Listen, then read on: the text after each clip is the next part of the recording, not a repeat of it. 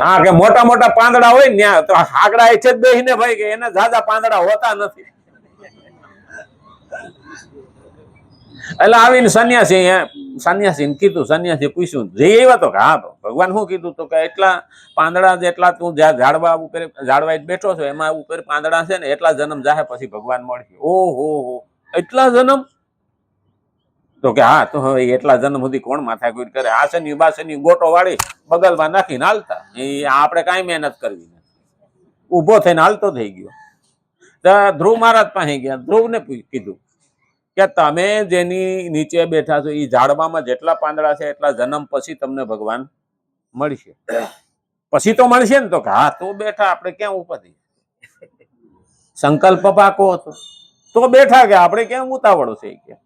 એટલે ભગવાન તરત પ્રસન્ન થયા. તે નારદ મુનિ ભડકા, ખોટો બોલ્યો મારા પાસે, આમ કર્યું તેમ કર્યું. ભગવાન અરે બાંધવા માંડ્યા. એક કોઈ ધ્રુવ, એક કોઈ નારદ મુનિ ને એક કોઈ ભગવાન.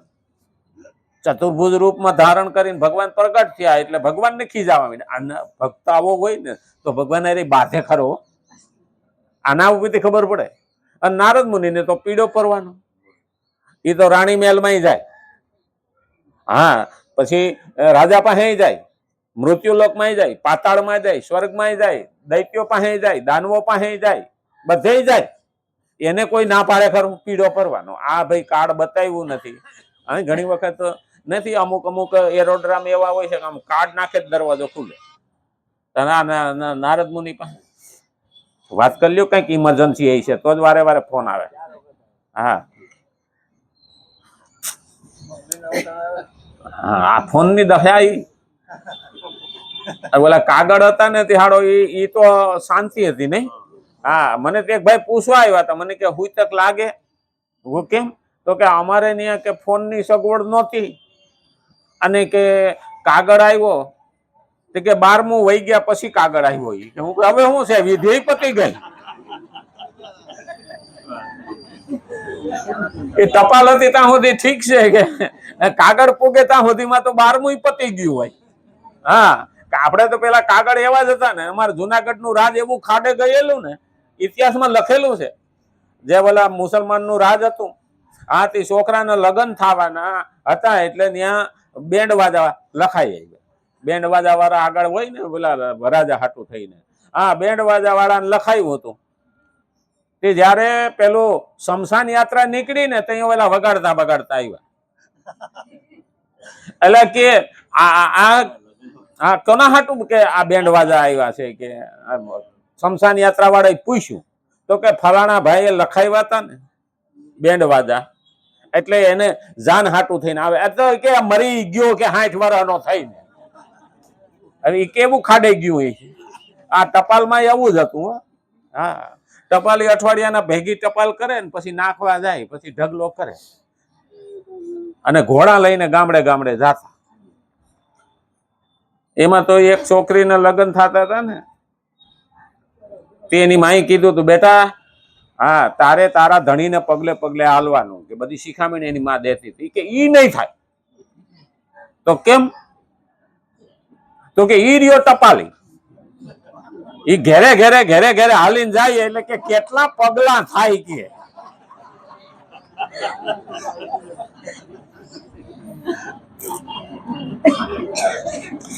કર્મણે વહી સંસિદ્ધિમાસ્તિ જનકાદય આદિપદ પ્રભૃતિ આરંભ તથા પ્રકાર બંનેનું વાચક માનવામાં આવે. જો અહીં આવેલા આદિપદ ને પ્રભૃતિ નો વાચક માનવામાં આવે તો જનકાદય આ પદનો અર્થ થશે જેઓના આદિ અને આરંભમાં રાજા જનક છે. આદિ અને આરંભ, આપણે નહીં કહેતા આદિકાળ, હા, અને આરંભ. ક્યાંક ને ક્યાંક આરંભ થાય ને ક્યાંક ને ક્યાંક અંત હોય. પણ જીવન એવું જીવવાનું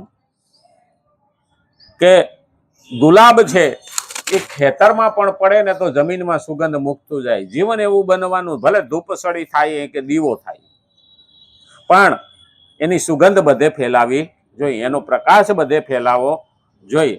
નહીતર જનકાદય પદનો અર્થ થશે જેઓના આદિ આરંભમાં જ રાજા જનક છે, અર્થાત રાજા જનક તથા તેઓના પછી થવા વાળા મહાપુરુષો, પરંતુ અહીં એવો અર્થ માનવો યોગ્ય પ્રતીત થતો નથી.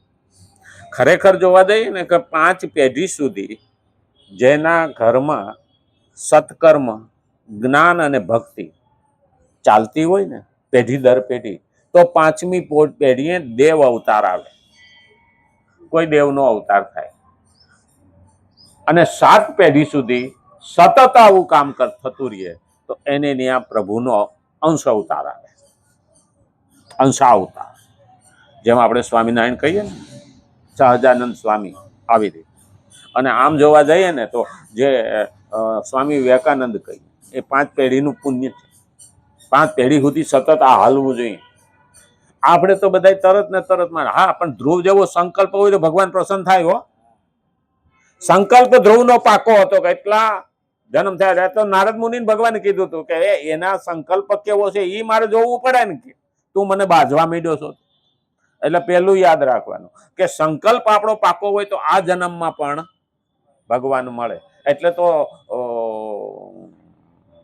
જેસલ જાડેજાને મળ્યા, જયારે પથ્થરના પોઠિયાને ઘાસ ખવડાવી હતી, ભગવાન વિના થાય ખરું? ન થાય. પણ એને ખબર હતી કે હું ગાંડો છું, પાપી છું.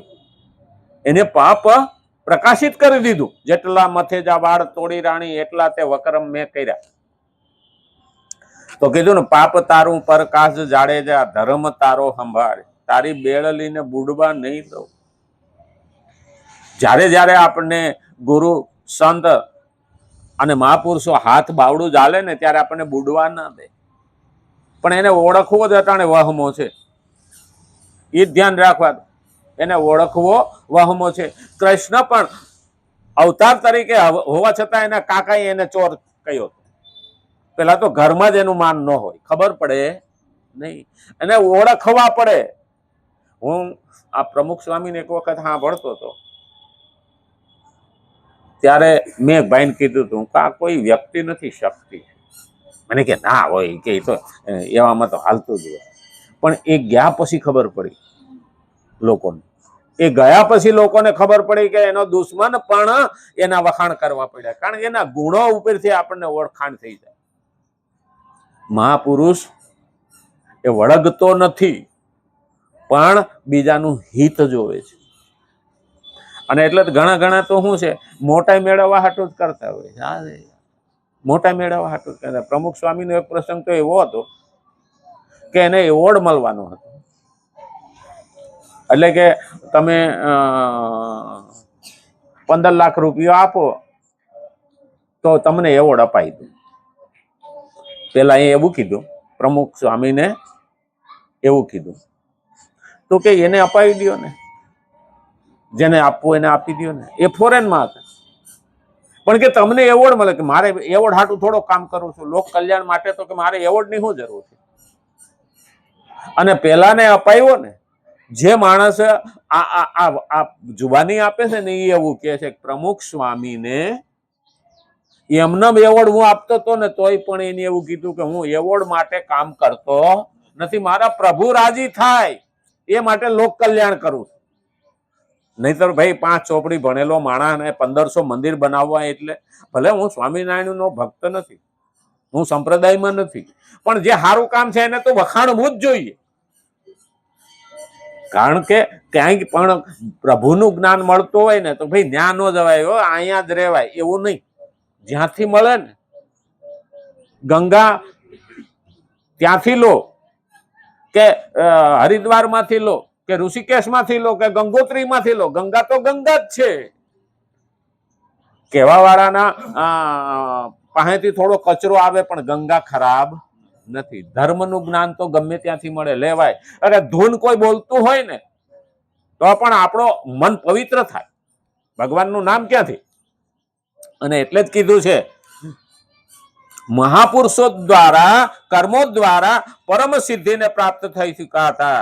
જેમ કે સૂર્ય, વૈવસ્વત, મનુ, રાજા ઈક્ષ્વાકુ વગેરે ગીતાના 4થા અધ્યાયનો 1લો અને 2જો શ્લોકમાં કીધું. એટલા માટે અહીં આદિપદને પ્રકારનું વાચક માનવાનું જ ઉચિત છે, જેના અનુસાર જનદાયક, જનકાદય પદનો અર્થ છે. હવે આની અંદર જનકની હારે વિવસ્વાન આ બધા જ આવ્યા, કારણ કે રાજા જનક એક ગૃહસ્થાશ્રમી હતા. મનુ મહારાજ ગૃહસ્થાશ્રમી થયા. કોઈ એમ કહેતો હોય કે સંસારીને ભગવાન ના મળે, પહેલો મળે. એટલે આ તો ટાઈમ થઈ ગયો નહીં?